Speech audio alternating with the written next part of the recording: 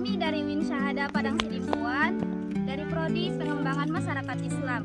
Jadi kami ingin melakukan wawancara di budidaya jambu biji. Jadi perkenalkan, nama saya Jernihati Hasibuan. Saya Ilham Balil Nasution sebagai pewawancara pertama.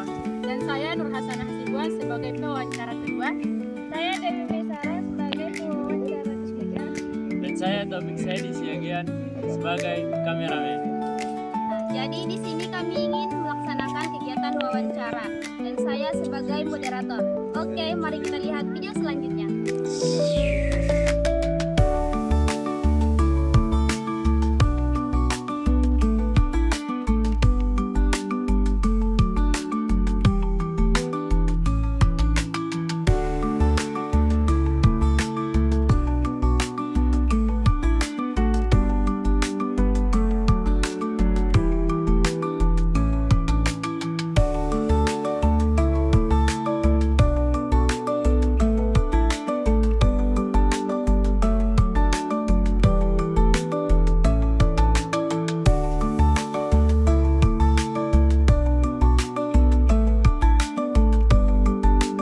Assalamualaikum warahmatullahi wabarakatuh. Waalaikumsalam warahmatullahi wabarakatuh. Alhamdulillahirrahmanirrahim. Wahdahu wassalatu wassalamu ala asyrafil anbiya'i wal mursalin wa ala alihi wa sahbihi ajma'in, amma ba'du. Allahumma sholli wa sallim ala Muhammad wa ala ali Muhammad. Baiklah, yang sama-sama kami hormati, dari penampung mata kuliah praktek pemberdayaan peternakan, pertanian, dan perikanan. Dan selanjutnya yang kami hormati juga Bapak pemilik usaha jambu biji ini, Pak. Dan selanjutnya kami dari Universitas Islam Negeri Syekh Ali Hasan Ahmad Ad-Dari Padang Sidimpuan dari Prodi Pengembangan Masyarakat Islam. Nah, jadi Pak, kami ini mendapatkan tugas dari mata kuliah praktek pemberdayaan, pertanian, perikanan, dan peternakan. Nah, jadi di sini Pak, kami ingin mewawancarai Bapak mengenai usaha perkebunan jambu biji ini, Pak. Nah, jadi mungkin kepada teman pewawancara pertama oleh Saudara Ilham dipersilahkan. Oke, terima kasih pada saudari. Jadi di sini saya menjadi pemateri pertama. Sebelumnya perkenalkan nama saya Ilham Balil Nasution. Jadi sebelum melanjutkan ke pertanyaan, bisa dulu perkenalan enggak? Dimana pertama nama, alamat, dan profesi yang digeluti pada saat itu. Assalamualaikum warahmatullahi wabarakatuh. Waalaikumsalam warahmatullahi Syukur mari kita ucapkan kehadirat Allah Subhanahu wa taala yang telah memberi kita kesempatan juga kesehatan masih bisa berkumpul di kebun jambu kita ini. Shalawat dan salam mari kita sebut tinggikan Nabi besar Muhammad SAW. Terima kasih atas kunjungan adik-adik atau anak-anak kami dari Win Syahada Kota Padang Sidimpuan yang telah meringankan langkah mengunjungi jambu tempat perkebunan pembudidayaan jambu di Desa Manunggang Julu ini. Alhamdulillah, nama saya Muslihuddin Lubis, berkeluarga, profesi yang digeluti sekarang mulai dari tahun 2015 sampai saat ini, alhamdulillah, pembudidayaan jambu biji yang ada di Desa Manunggang Julu ini. Sekian, terima kasih. Assalamualaikum warahmatullahi wabarakatuh. Oke, jadi kapan awal mula Bapak tertarik menggeluti bertani di bidang jambu biji ini? Apa yang menjadi alasan Bapak?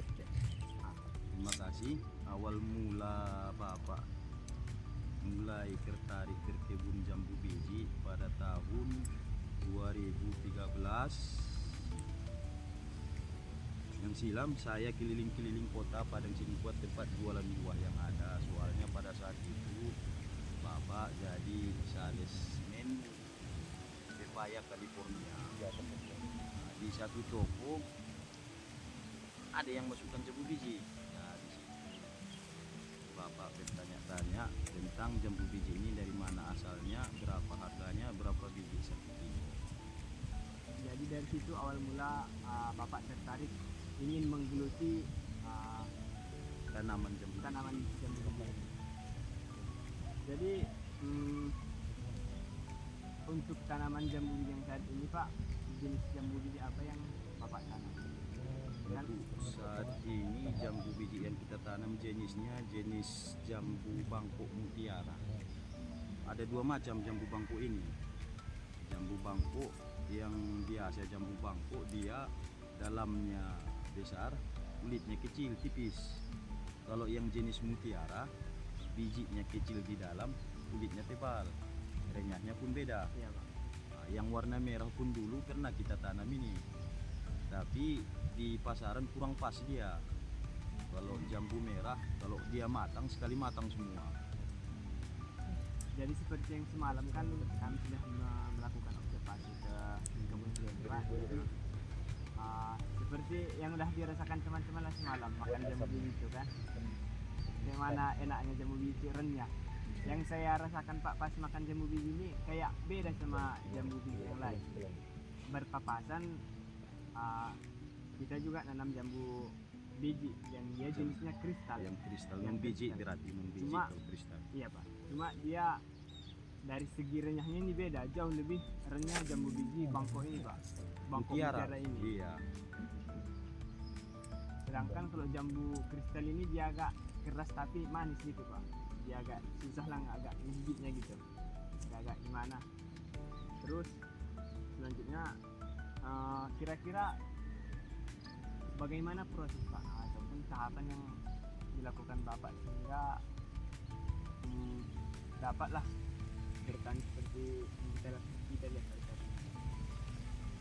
Prosesnya Proses mulai dari penanaman pemupukan.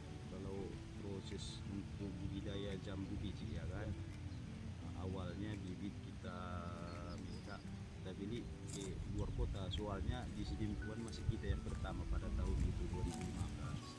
Dan kita dari Medan dikirim, yang datang itu cangkok bukan steak ya kan. Nah, cangkok setelah itu awal mula bukan sebuah sini semua, bertahap. Awal mula 50 pokok.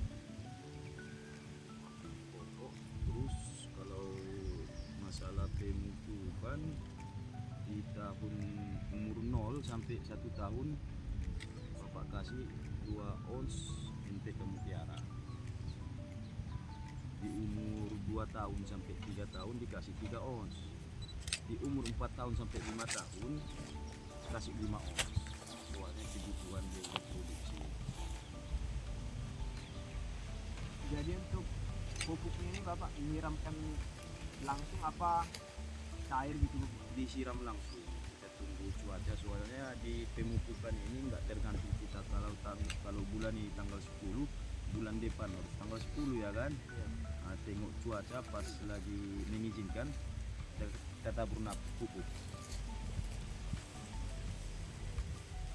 Jadi kalau untuk penyemprotannya Pak, Penyemprotan tengok-tengok hama. apakah sama dengan pemupukannya apa gimana? Tidak selalu sama kalau penyemprotan untuk hama ya kan.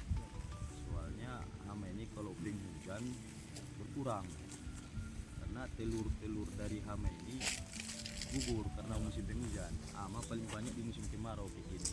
Kalau kayak gini musimnya kemarau, rutin dia sekali 2 minggu penyemprotan hama. Berarti kalau untuk pemupukannya Pak, itu tiap bulan apa gimana? Tiap bulan kalau untuk pemungutan untuk mengambil hasil yang maksimal. Untuk jenis pupuknya Pak cuma NPK Mutiara atau ada yang lain sudah konflik yang kayak gitu?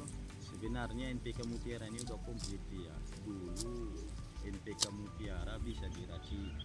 Racikannya kalau kami petani awam ya kan yang otodidak, yang namanya NPK, M-nya itu nitrogen, P-nya fosfat, K-nya kalium. Jadi kalau pas lagi remis keuangan ya kan, N-nya diganti sama urea, fosfatnya itu diganti sama TSP. Ureanya yang bisa dipakai ke padi itu ya Pak? Ke padi yang warna putih, merah sekarang ya kan. Kalau yang non subsidi yang warna putih dia. baru dikasih KCL tambahnya racik sendiri gitu lah kan. Kalau pas lagi baik-baik ekonomi udah langsung intake ke mutiara itu langsung setengah kilo. Jadi kira-kira Pak, cara Bapak untuk memperbanyak pohon jambu di kebun ini bagaimana Pak? Seperti dengan tadi bertahap, apakah sudah ditanam 50 batang dicampur tanam lagi atau mencari bibit yang lain dari luar? Untuk kebanyakan kita campur sendiri. Campur sendiri Pak? Iya. Berarti nggak mengambil bibitnya dari Enggak luar? bibit dari luar lagi. Asik. Dia cuma cangkok apa stek juga? Cangkuk baru cangkuk ya. Ada kawan dari itu dia apa namanya populasi pun bisa sebenarnya, tapi kalau kita masih kurang paham ya kan. Populasi. Kira-kira kalau batangnya yang nggak terlalu besar kayak gini Pak, apa ada risiko tertentu yang dihadapi jika melakukan cangkok batang? Nggak ada sih. Soalnya berapa umur yang kita cangkuk hari itu, yang umpamanya yang kita tanam udah umur 4 tahun ya kan, dicangkuk otomatis yang kita tanamkan itu udah umur start 4 tahun juga itu. So, ini kan udah 3 tahun. Iya Pak. Kita cangkuk cabangnya, kita tanamkan, berarti ini udah dasar dia Iya Pak. usia Udah- batangnya ini udah Sudah sesuai sama yang ditanam yang kemarin. itu ya, yang Pak? namanya cangkuk ya kan. Iya. Berarti kayak mempercepat pembuahan gitu. ya, Pak? Pembuahan Iya. ya. Dan pergantian gennya itu kalau cangkuk tipis dia sekitar 0, sekian persen. Kalau yang populasi udah berumur dia nanti 5 tahun, 4 tahun, 5 tahun, gennya itu bisa berubah dia. Aturan dia jambu bangkok mutiara kembali ke awal gennya itu, umpamanya kalau dia jambu lokal, nah, kembali dia ke jambu lokal. Itu kelemahan populasi. Oh, jadi kira-kira kan Pak, kalau cangkok ini nggak ada kira-kira masalahnya ke buah ini. Contohnya kita ngecangkok kan Pak, atau yang cangkokan kita ini buahnya makin kecil gitu. Nggak ada masalah sebenarnya. Berarti kita sama kayak induk batangnya Indukannya itu Pak. iya. Iya, Kalau indukannya. cangkuk sama dia, kayak mana induknya kayak gitu dia. Oh, Itu kelebihan cangkuk. ya mungkin cukup sekian pertanyaan yang dapat saya lontarkan kepada Bapak. Mungkin kembali juga tadi.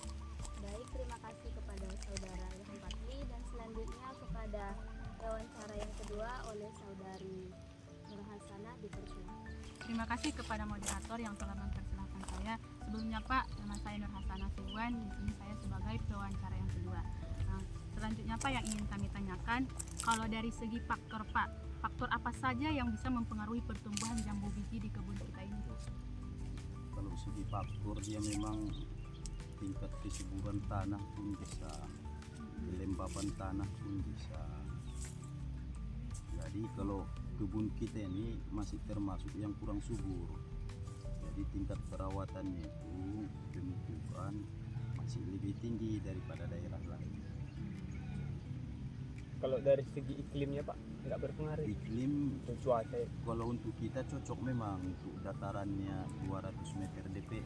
Iya, Pak. Kalau yang di atas umpamanya kayak di Parsalakan 400 meter, pembuahannya pasti kurang, tingkat kemanisan pun kurang, renyahnya pun kurang. Kalau dari segi pupuk kimia itu berpengaruh nggak Pak sama kesuburan tanah? Berpengaruh sebenarnya pupuk kimia. Nanti dia kalau udah habis zat-zat kimianya, yang tinggal residu kotoran dia kan, Ampasnya yang sih Pak. ampasnya itu yang bisa jadi racun untuk tanah. Kita kembalikan dia melalui pengapuran, pengembalian pH tanah namanya, kapur dolomit Iya, yang warna putih Iya, yang kayak putih, ya, tepung. Pak. Itu sekali setahun kita aplikasikan untuk pengembalian pH tanah, membakar residu pupuk kimia sama residu racun rumput. Berarti Pak, selain dari masalah kesuburan tanah sekaligus juga pupuk, selain itu kendala apa saja lagi yang Bapak temui selama menjalani budidaya tanaman jambu ini? Kendala yang selama ini sebenarnya Bapak pun otodidak ya di budidaya jambu biji ini, tapi gimana lah namanya belajar terus sampai sekarang belajar ya kan. kendala banyak. Awal mulanya kita kendala lalat buah. Nah, terakhir dapat pembungkusan. Setelah dibungkus, rupanya harus ditengok besar kecilnya, mana yang udah kena sengat lalat buah, mana yang belum, ya kan. Kalau kecepatan dibungkus, otomatis buahnya rontok. Kalau terlalu kecil dia buahnya yang dibungkus, ya kan. Kalau terlalu besar yang dibungkus, udah sempat kena sengat lalat buah. Alhamdulillah dari pengalaman sekarang, mudah-mudahan cara pembungkusan udah maksimal. Terus kendala yang lainnya, makin lama dia lahan itu, hama otomatis udah beranak pinak di lokasi lahan, ya kan. Termasuk hama, jamur buah yang bisa membuat membusuk dia sebelum matang, sebelum dipanen udah busuk buah. Kalau masalah pembusukan itu Pak bisa menular ke yang lain, buah yang lain. Yang namanya jamur udah otomatis menular dia. Apalagi banyak di situ nanti sejenis hama serangga, ya kan, semut, lalat, dia pindah udah bawa spora-spora jamur ke buah-buah yang lain. Seperti kelelawar kan Pak. Tapi paling mendukung dia kalau pas di musim hujan, tingkat kelembapannya itu membuat jamur tumbuh lebih sempurna, lebih subur dia, lebih cepat dia mencangkit. Kalau sejauh ini Pak, pernah Bapak mengalami yang namanya gagal panen seperti itu? Gagal panen pernah juga. Yang dibungkus umpamanya 1000 bungkus, ya, 1000 buah. Pernah kegagalan dia gagal panen, dapatnya cuma 30% dari yang dibungkus. Yang 70% busuk. Tapi faktor utama dia udara. Pas lagi musim-musim hujan. Berarti situ naik-naiknya jamur itu ya Pak Di kan? situ naik-naiknya jauh berkembang dia. Baru Pak, selanjutnya dari kendala-kendala yang sudah Bapak ceritakan tadi, sejauh ini sudah apa saja solusi yang Bapak lakukan untuk mengatasi kendala tersebut Pak? Solusi yang dihadapi, ya, kalau dia jamurnya itu banyak juga yang kita coba untuk pengendalian jamur. Itu yang paling parah jamurnya ini, soalnya kita belum tahu jenis jamurnya, cuma kita yang tahu coba racun ini dulu, tunggu sebulan 2 bulan kayak mana reaksinya, udah itu ganti lagi sampai sekarang mudah-mudahan belum ketemu. Soalnya yang jamur mau bikin busuk buah ini kadang-kadang cuaca yang membawa dia kan, keadaannya itu. Kalau pas lagi kemarau kayak gini, maksimal persentase hasilnya itu lumayan, dapat juga 80% dari tingkat busuk-busuk jamur ini. Yang kendala itu gonta-ganti racun fungisida namanya kalau untuk jamur. Masih gonta-ganti gitu, belum ada yang Berarti yang mana kalau pasnya. makin gini kan Pak, makin tinggi dosisnya nanti disemprotkan kan ke jamur-jamur ini, apa nggak makin kebal juga imun jamur itu terhadap pupuk ini? Sebenarnya iya. Iya. Sebenarnya ya makin kebal dia, makanya kita sirkulasi, kita gonta-ganti dia racun jamur ini. Cuma baru sampai itu usaha kita. Berarti makin Yang tinggi masuk dosisnya ya Pak? Iya, makin tinggi Oh ya, dosisnya. penyemprotannya. Iya. Oke Pak, selanjutnya kalau kami lihat dari pohon jambu yang Bapak budidaya ini tuh buahnya lumayan banyak Pak. Iya. Kalau cara Bapak meningkatkan kualitas jambu itu supaya hasilnya lebih maksimal ketika panen itu seperti apa? Meningkatkan Produksinya, hasil, Pak. meningkatkan produksi ya disiplin kerja pemupukan, ya kan. Kembali ke awal juga, pemupukan, pembungkusan, terus kebersihan lahan. Di situ masuk faktor-faktor juga, ya kan. Iya Pak. Selain itu pemangkasan ranting yang namanya pruning dia kan.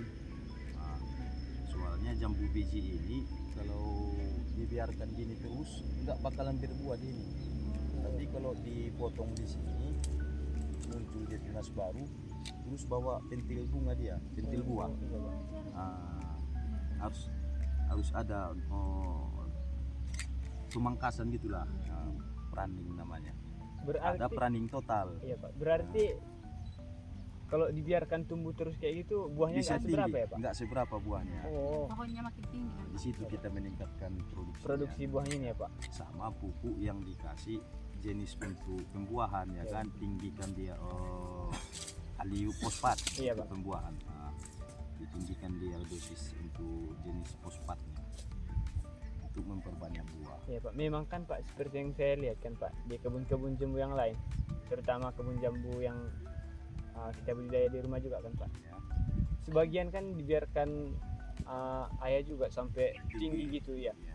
Dia makin ke atas agak makin kecil nampak saya buahnya Pak. Memang Iya. kayak gitu apa gimana Pak? Ya memang kurang dia jadi Asupan nutrisi ke atas ya asupan Pak. nutrisi ke buah. Iya Pak. Soalnya kita nggak dipotong Iya, terus ke daun dia Daun. jadinya.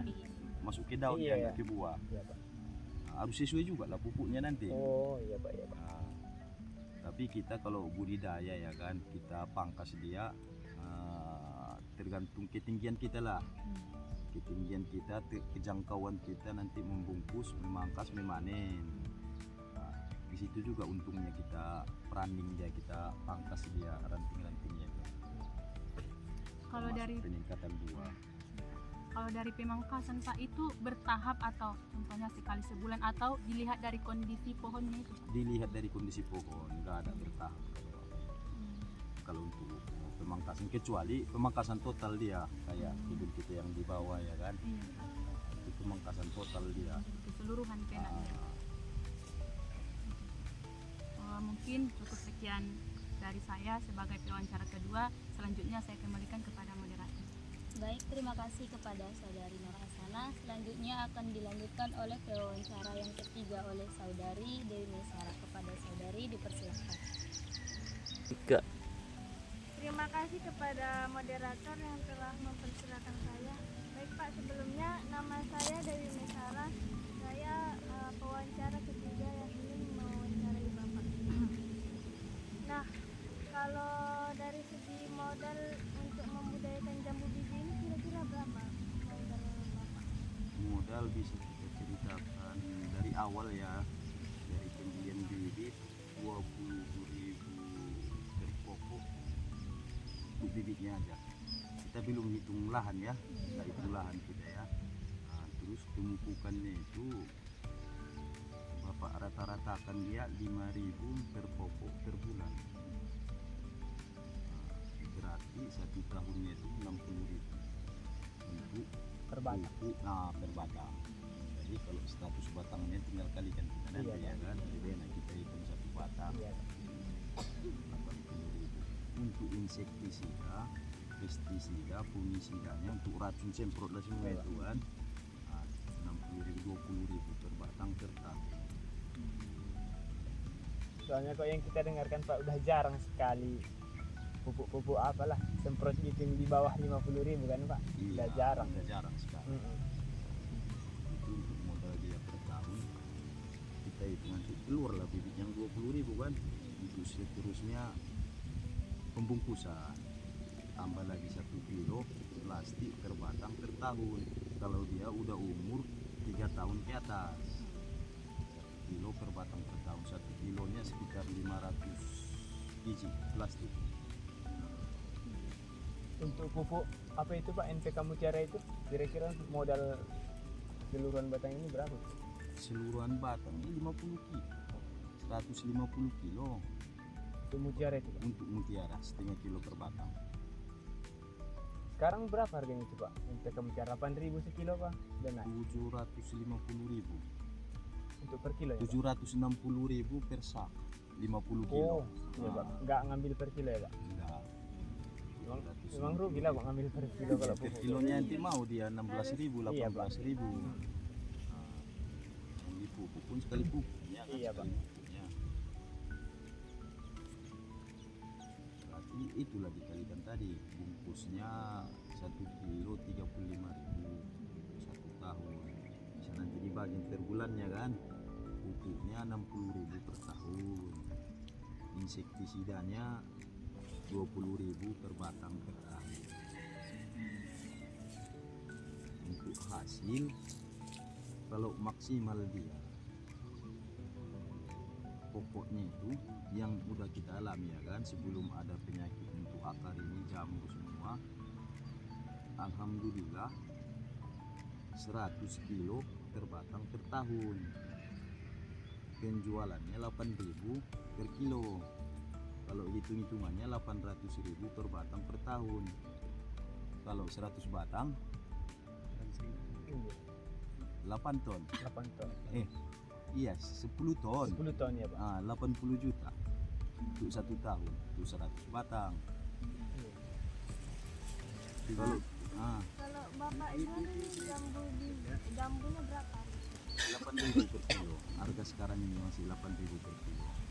Dulu pemasaran aku Bapak, sebelum ada yang buat manisan jambu yang ada di kota itu kan, Iya, Pak. kita jual sendiri di ini depan SPBU. Buah utuh, Pak. Buah utuh 10.000 per kilo. 10.000 per kilo. Sekilonya 2 biji. Kadang kurang dia. Kalau Bapak rata-rata kan 5 kilo 5 biji per 2 kilo. 10 biji 4 kilo ya kan? 100 biji 40 kilo. Jadi kalau ngecer berapa itu, Pak? 1 kilo. Kalau sekarang 10.000. 10.000. Kalau ngecer Kalau ke toke, Pak? gitu ke 8.000. 8.000. Iya. Jadi waktu nggak keluar lagi kalau Iya, Pak. yang Kalau- lewat ngecer ya kan? Iya. Ini nggak keluar lagi waktu. Saling menguntungkan lah. Iya, Pak. Iya, Pak. Kalau ngecer nanti belum tentu juga habis semua ya kan, Pak? Belum tentu. Nah, kok ke Tokyo udah terima semua kan, Pak? Bagian yang ngeceri ini kadang-kadang ada dia luka sedikit. Mana Iya. lah langsung ke konsumen ya kan? Iya, Pak. Langsung ke konsumen pilih. Pilih-pilih, iya. Kira-kira nggak jadi. Kalau ini enggak, Dan mungkin itu yang diangkat itu jadi. Iya, Pak. Malah lebih untung kita Iya. ke toke langsung. Kalau saat ini Kalau misalnya dari omset Bapak membudidayakan jambu ini kira-kira berapa? omsetnya udah tadi kan? Iya. Udah tadi sekitar 100 kilo per batang setahun. Tapi kalau untuk saat ini dia kita lagi running, terus hamanya makin kebal, Iya, Pak. imun hamanya makin kebal, termasuk jamurnya tadi. Kalau hitung-hitungan Bapak sekarang 50 kilo per batang per tahun udah alhamdulillah. Tapi mudah-mudahan lebih dari target. Berarti kalau pas sekarang kan Pak, kita tengok kan ini Bapak lagi melakukan perani kan ke jambu-jambu yang tengah ini. Iya, Berarti berkuranglah biaya penyemprotannya itu kan? penyemprotan berkurang, Iya, Pak. pembungkusan pun berkurang. Iya. Saat ini. Kok pemupukan lanjut terus ya, Lanjut kan, Pak? terus, pembungkusan lanjut terus. Iya. Otomatis. Iya, Pak. Nah, nggak ada yang dibungkus ya kan? Iya. Kalau dari penjualan ini ada yang diolah nggak? Diolah kalau kita nggak ngolah lagi, soalnya kita cukup di petani aja biar sama-sama berbagi ya kan, biar lebih enak. Berarti kita cuma produsen ya, Pak? Produsennya. Jadi dari toki kita Nggak langsung kita ke pengolah, nggak ada tokenya. Kalau saat ini belum ada tokenya. Tapi kalau Medan punya, pernah cerita Bapak sama yang tukang kebun, petaninya, orang itu masih melalui tengkulak. Bisa jadi 2 sampai 3 tingkatan ke tengkulaknya itu. Dulu motonya ini orang Medan, tanam di Medan, jual ke Jakarta. Sampai sekarang pun masih ada. Itu saking luasnya pasaran jambu biji. Jambu kristal belum sampai Jakarta, soalnya Jawa punya pun udah ada jambu yang kristal ya kan. Nah, karena jambu kristal ini olahannya masih di bawah dia, masih banyak olahannya yang jambu biji. Jadi Pak, kalau tukang olah untuk jambu biji ini kan, kalau kita buat makan cuma bisa buat manisan dia Pak, rujak atau bisa buat makanan kering itu enggak? buat makanan kering belum pernah. Belum pernah.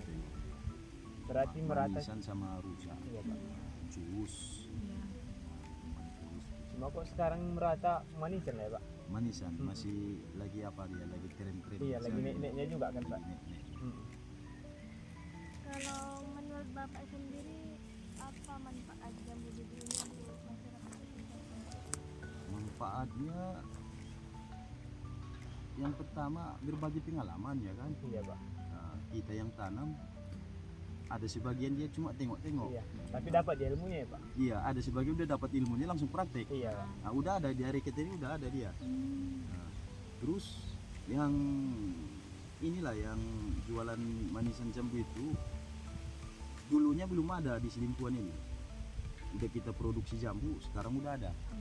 Sampai sekarang jambu kita masih kurang untuk omset orang itu. Soalnya yang jual jambu manisan pun udah nggak 1, 2, 3 lagi di tempat kita kan. Sampai ke kota lain pun Mandailing, Natal, Sibolga udah ada. Soalnya pun udah mudah juga cari apanya kan Pak, petani apanya kan. Jambu ini sampai sekarang kalau daerah kita Selimpuan yang tahu Bapak ya, Sigalangan, Manunggang, Pijor Koling baru 3. Masih terbatas dia Iya, Pak. petaninya. Soalnya memang semalam kan Pak, sebelum sampai ke sini sempat kami nanya-nanya kan ke bengkel yang depan itu. Enggak satu deh yang punya kebun jambu di sini banyak katanya. Di Banyaknya Manunggang ini. segitulah baru Iya. segitu yang banyak. Nah, untuk yang pertanyaan terakhir dari kami Pak, dari pengalaman Bapak membudidayakan jambu biji ini Pak, menurut kira-kira apa motivasi dari Bapak atau pesan yang bisa Bapak sampaikan untuk kami generasi berikutnya? Motivasi untuk anak-anak muda, adik-adik kami, anak-anak kami sebenarnya banyak, tak habis-habis ini. Iya Pak. Tapi yang lebih memotivasi di pertemuan kita ini, jadilah pembuka usaha di daerahmu sebagai yang pertama. Paling tidak yang nomor 2. Kalau nomor 3, nomor 4, nomor 5 itu akhirnya nanti jadi ekor. Apapun bidang usahanya. Kalau bisa jadilah yang pertama di daerahmu itu. Mudah-mudahan kita jagung manis dulu Selimpuan kita pertama tahun 2011. Pepaya California kita yang pertama tahun 2013.